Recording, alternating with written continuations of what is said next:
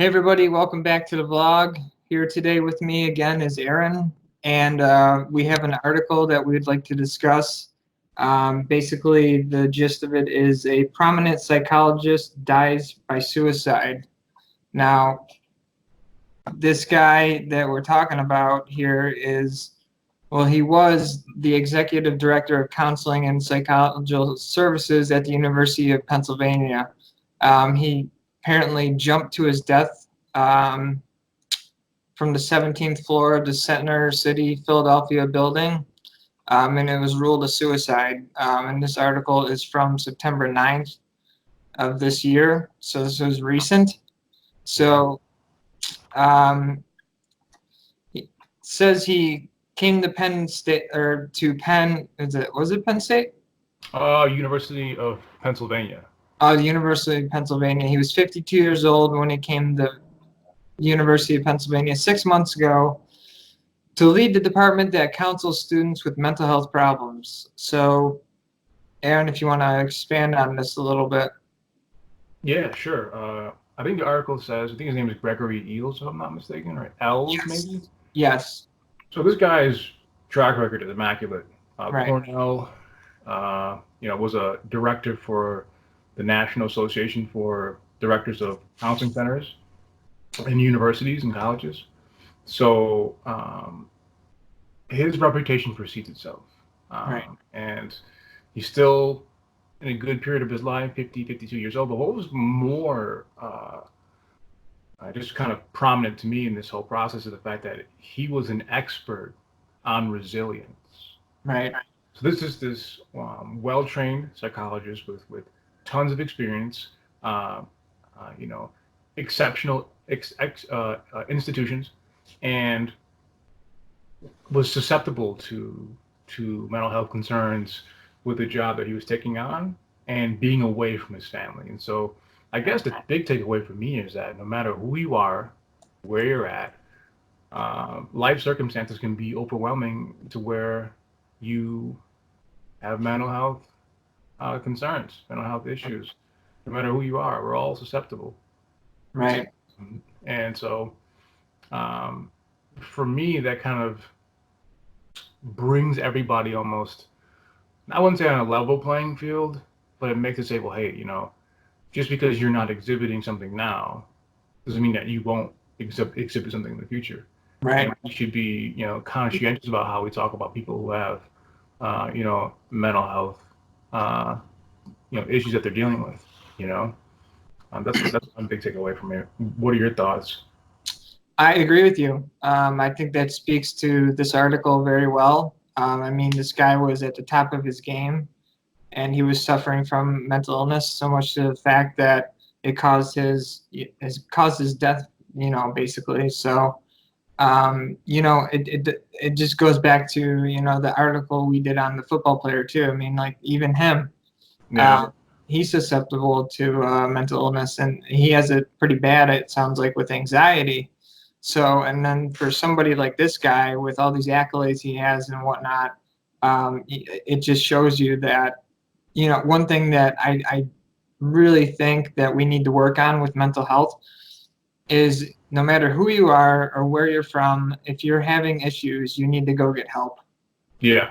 Even if you're some guy like this guy who is like I said, at the top of his game, you would think that things were going great for him, but there was obviously something lurking underneath that he didn't go and seek help for. Yeah. And, when you don't go and get help, excuse me, when you don't go and get help for this mental illness, it just festers and festers and festers, and it just gets worse and worse and worse because you're keeping all this stuff inside. So, going to see a counselor is, I think, very important when you have mental health issues. Even if it was this guy, even if he went to see a counselor about his, issues that he was having, it could have saved his life. Mm-hmm. They also said that in a phone interview, they said that we were confused. He was the most smiling, upbeat person I met in my life. And that right there, that right there shows, that people could, on the outside, they could just be putting up a facade, maybe just so they don't want other people to worry that there's something wrong, or they're ashamed of their mental illness, or they just don't want to bring it to light because they think it's, well, because of all the stigma that's placed around mental illness, which to me that's another major issue that needs to be rectified, is the stigma around mental illness. And I think that if there was less stigma, or if even no stigma at all, which I don't think there ever will be no stigma at all, but people like this of his stature, would feel probably more at ease to get help, Yeah.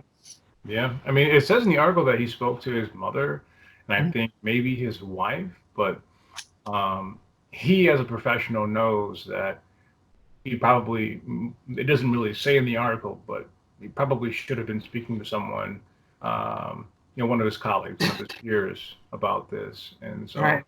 um, you know, and when you're isolated like that, isolation is a big thing. Being isolated is a big thing.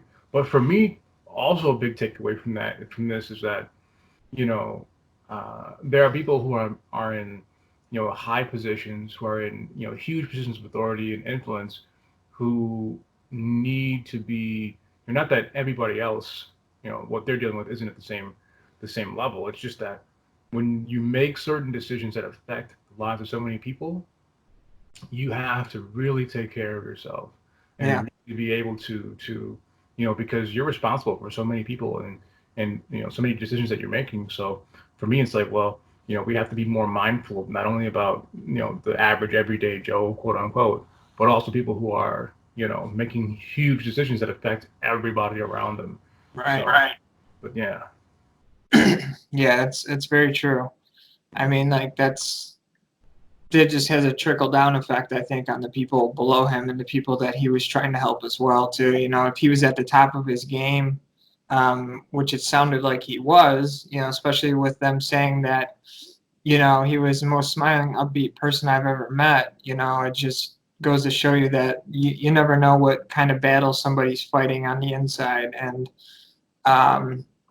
sometimes people, they don't know how to go about seeking help, and they may think that people will look down on them for that or whatever, because it shows a sign of weakness if you have issues with depression and anxiety, and whereas other people can handle it, and some people can't handle it, and Yeah. some people need to be medicated because it's so severe. Yeah. uh, so yeah, and this article just, I think, really speaks to other people as well, for being mindful of the people around them. They might be around some people that are dealing with some stuff, but they don't know how to go about getting help for it, or even having somebody to talk to. I know that when I get really depressed, I isolate myself, and I notice that it gets worse when I do that. But for some reason, depression is just like every negative thing that you could think of happening to you. Like, you just feel like the worst, you feel helpless, you feel hopeless, and you just have no motivation, and you just think, kind of like, what's the point? But then I noticed that if I force myself to go out and do things and be around people, not necessarily talk to somebody, but just get outside and start doing stuff like going to the gym or whatever, I start feeling better. But it's really hard when you're in that kind of a rut, when you're really depressed, to get out of it. And it takes a lot of force and a lot of willpower to get yourself motivated and moving again. So, I mean, it's just, the depth of depression can go very, very deep, and it can affect so many people. I mean, there's so many issues that come along with depression and symptoms, and it's really debilitating to people, that get it severely. Which, same thing with anxiety, that can be debilitating too. Like, again, with that football player, the guy's puking every morning. He woke up. It was like his routine. So, um, this guy says he's dedicated over 15 years of his professional career providing mental health care to thousands of Cornell students through my work in caps. That's what Eells told Cornell's student newspaper. So, I mean, this guy has been helping people for over 15 years, and lo Yeah. and behold, he falls, victim to something he was helping other people with. Helpers need help too, man. Yeah, Helpers need help too. yeah, they do. It's very true. I mean, you never know what's going on inside somebody's head, and you never know what they could be dealing with alone. Isolation's a big red flag though too. So when people start isolating themselves, that's you know, It's a it's big red just flag. what's that? It's a big red flag. It Huge red. is it is a big red flag. So, um, but I think this is a good stopping point for this. I think we touched on everything we wanted to on this one. Um, Hopefully, it brings the light to some people. Hopefully, it gets out there and educates more people and helps people understand that no matter where you are in life, that mental illness can you can fall victim to mental illness. So I hope that this got across to some people, maybe help spread some more education. And yeah, that's what I got to say. Couldn't have said it better myself. Awesome. So thank you all for watching. We hope you took something from this, and we'll see you in the next one.